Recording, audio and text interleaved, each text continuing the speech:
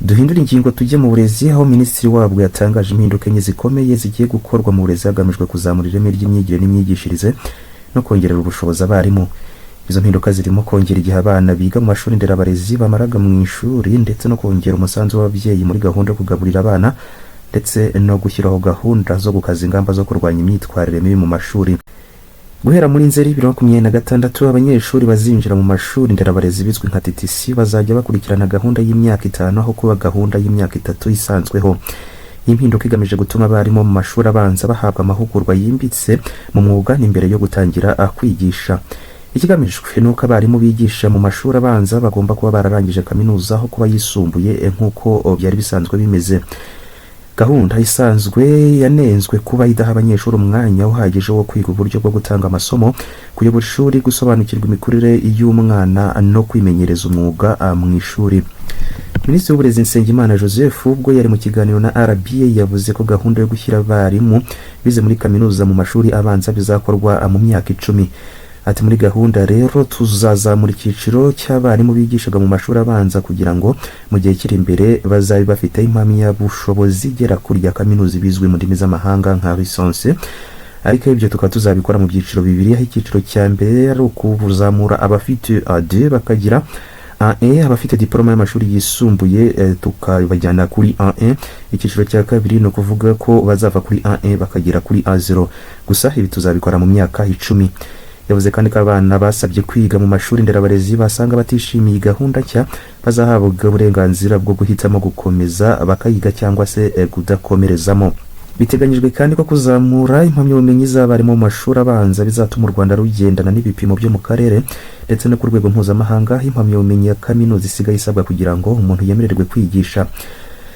Abarimu bigishaga ntabwo bazirukanwa, ahubwo bazafashwa bashyirirweho uburyo bwo kuzamura ubumenyi. Hari kandi impinduka izibanda ku kuvugurura ingengabihe y'umunsi w'amasomo no guha umwanya munini ibikorwa byunganira ibyo abanyeshuri babigiye mu ishuri. Amasaha y'amasomo yatangiriraga ntabwo azahinduka, ahubwo abarimu bazajya bigisha bageze saa 9:30, hanyuma igihe gisigaye abanyeshuri bari mu bikorwa byunganira ibyo bize maze batahe saa 11 nk'uko bisanzwe. Ibyo bizajya kandi bikorwa kuva ku wa mbere kugeza ku wa kane, hanyuma ku wa gatanu abanyeshuri batahe saa 9:30, hanyuma abarimu babona umwanya wo gukora ibikorwa bindi bigamije kunoza akazi kabo. Ibikorwa byunganira amasomo bizafasha abana guteza imbere guhanga ibishya, gukorera hamwe n'ubundi bumenyi bukenewe mu buzima. Ibyo bikorwa birimo nko kujya mu matsinda yo kuganiriramo bizwi nka débat cyangwa debate, ndetse n'ibindi bifitanye isano n'amasomo biga. Ati n'uburyo ushimangira ibyo wize ariko uticaye mu ishuri. Urugero ni nk'icyongereza, iyo wicaye mu ishuri bakubwira grammar cyangwa se ikibonezo mvugo, ariko amasomo nyunganira integanyanyigisho ni ukujya mu matsinda cyangwa se ya débat nigeze kuvugaho haruguru. Ubundi ntabwo ibyo ngibyo twajyaga tubikora. Ibi bikorwa bizajya bikorerwa ku mashuri hifashishije ibikorwa remezo bihari, ariko abanyeshuri baticaye mu ishuri ngo mwarimu yigisha bahagaze imbere.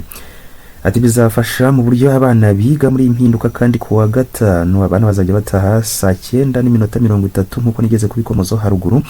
Abarimu bakeneye kujya muri aya mahugurwa, ntabwo bakeneye kujya muri ibi bikorwa abana bari mu ishuri. Biteganyijwe kandi ko iyi gahunda izafasha umwana gutera imbere mu myigire, mu mibanire n'abandi no mu marangamutima, ari nako hategurirwa kugira ubumenyi n'ubushobozi bukenewe. Muri iki kiganiro kandi hagarutswe ku ngingo irebana n'amafaranga y'ifunguro ritangirwa ku mashuri. Amashuri ya leta nafashwa na leta kubwo amasezerano agenerwa amafaranga y'ibikorwa bitandukanye, hakiyongeraho hagenewe kugaburira abana ku mashuri ndetse n'umusanzu w'ababyeyi. Minisitiri Isesengura yavuze ko kubera izamuka ry'ibiciro ku masoko, ubufasha leta yatangaga kugaburira abana buziyongera. Guhera muri Mutarama 2027 mu gihembwe cya kabiri cy'amashuri biteganyijwe ko umusanzu w'ababyeyi muri gahunda yo kugaburira abana ku mashuri uzongerwa kugira ngo amashuri abone ubushobozi buhagije bwo gutanga uburezi bufite ireme. Mu mashuri y'ishuke abanza umusanzu uzava ku mafaranga 975 amafaranga y'u Rwanda ugere ku mafaranga 2,000. Mu mashuri yisumbuye abana biga bataha uzava ku mafaranga 19,500 ugere ku mafaranga 24,024. Mu mashuri yisumbuye acumbikira abanyeshuri, ababyeyi bazajya batanga amafaranga 110 yavuye ku mafaranga 85,000. Guverinoma nayo izongeraho amafaranga itanga mu rwego rwo kunganira amafaranga ababyeyi batanze kugira ngo abantu bashobore kurya ku mashuri nta kibazo.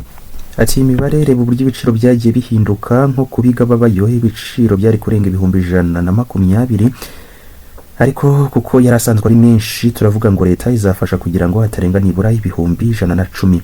Amafaranga agamije ibikorwa bitandukanye bizwi nka capitation grant yazongerwaho 65%. Ibi bikaba byarakozwe nyuma yo kubona ko amafaranga yatangwaga hatajyanye n'aho ibiciro bigeze ku masoko. Muri iki kiganiro kandi yagarutse ku ngingo irebana no gukaza ingamba zo kurwanya imyitwarire mibi mu mashuri hagamijwe kuyagira ahantu hatekanye kandi hatuje. Amashuri yazashyiraho ingamba zikomeye zo gukumira ihohoterwa, gutoteza abandi no kwangiza ibikoresho by'ishuri. Minisitiri Nsengimana yavuze ko inzoga n'ibiyobyabwenge biri mu bikorwa ndetse n'ibintu bikomeje kwangiza abantu mu Rwanda, ndetse ko hari n'abarimu n'abanyeshuri bake babijyana ku mashuri, ariko ingamba zafashwe ari uko uzajya abijyanayo azajya ahita yirukanwa. Yagize ati kandi ishuri rigomba kuba ahantu hatarangwa inzoga n'ibiyobyabwenge na bike, ntabwo bigomba kuhagaragara. Uzabifatanwa ku ishuri yaba umunyeshuri, umwarimu, umuyobozi w'ishuri, umukozi wo mu gikoni azajya ahita yirukanwa. Abanyeshuri kuko tugomba gufasha abana, tuzakorana n'inzego z'ibanze tubafashirize hanze hatari mu ishuri. By'umwihariko abanyeshuri barwana ku ishuri, abakoresha ibiyobyabwenge n'inzoga bazajya bahita birukanwa bagifatwa. Ikindi nuko abarimu n'abandi bakozi b'amashuri nabo bazajya birukanwa mu gihe bafatanywe inzoga cyangwa se ibindi biyobyabwenge. Ati urugero naguha ni nk'abana baza ku ishuri bakarwana bagakomeretsa abandi, ugasanga umwana barwanye arakomeretsa agiye kwa muganga ndetse no mu bitaro. Uretse n'ibyo hari n'abana bakubise abarimu. Ibi bintu byo kuzana urugomo ku ishuri rwo kurwana ugakubita abarimu ntabwo bishobora kwihanganirwa. Uwo mwana nawe azajya yirukanwa afashirizwe mu zindi gahunda zo hanze y'ishuri. Yavuze kandi ko abarimu n'abayobozi b'ishuri ari ababyeyi, bityo bagomba kububaha. Ati ntabwo twatoza abanyeshuri kujya baza ku ishuri ngo bahangane n'abarimu ngo tubyemere, ariko kuko abo bana bashobora no kuzajya bagera iwabo bagakubita ababyeyi babo. Ntabwo rero ibyo ngibyo twabyemera. Abana bakopera ibizamini kandi bakoresheje telefoni nabo bahagurukiwe kuko bazajya bahabwa 0 mu kizamini bafashwemo. Kujyana telefoni ku ishuri ntabwo byemewe. Niyo yaba hari umwe cyangwa se hari babiri bigomba kuvaho, kuko ibyo dukora byose kugira ngo tuzamure ireme ry'uburezi hatarimo ikinyabupfura ntabwo byazakunda.